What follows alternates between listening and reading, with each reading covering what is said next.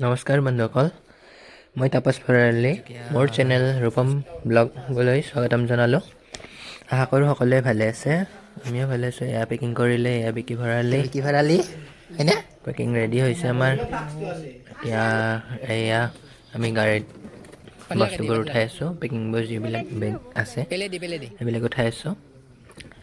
ব'লক এবাৰ আমি যাওঁ আৰু গাড়ীত উঠিম আৰু এটা ওপৰত দিলে হ'লে বেগকেইটা। তো গাড়ীত উঠিম আৰু পেকিংবোৰ হ'ল গোটেই।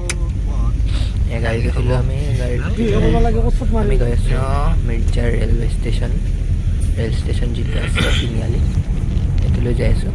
তো ব'লক আমি যাওঁ।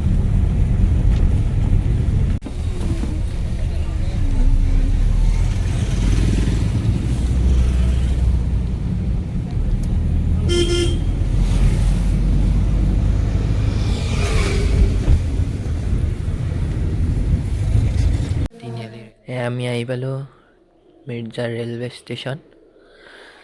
ইয়াতে টিকট কাটিব লাগিব আমি। ইয়াৰ পৰা গুৱাহাটীলৈ যাম আৰু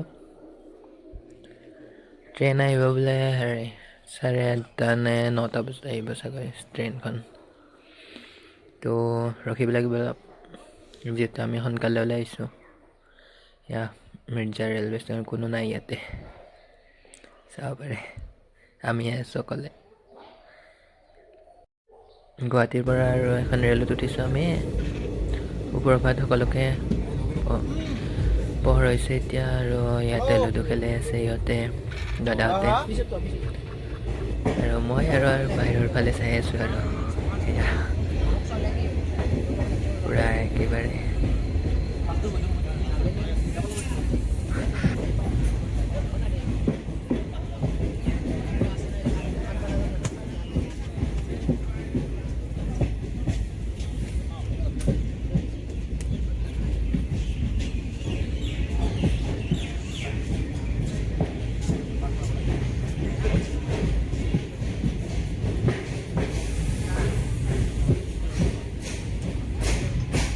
এতিয়া আমি তিনিচুকীয়া গৈ পাম আৰু অলপ ৰাস্তা আছে আৰু তো ইয়াতে চলি আছে এতিয়াও, পূৰা একদম খেলা জমি লৈছে।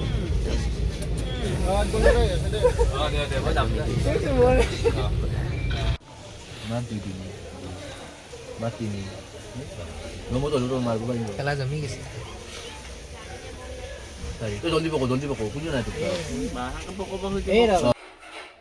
আমি আহি পালোঁ তিনিচুকীয়া মাকুম ৰেলৱে ষ্টেচন। তো ইয়াৰ পৰা আমি আৰু 10 কিলোমিটাৰমান যাব লাগিব।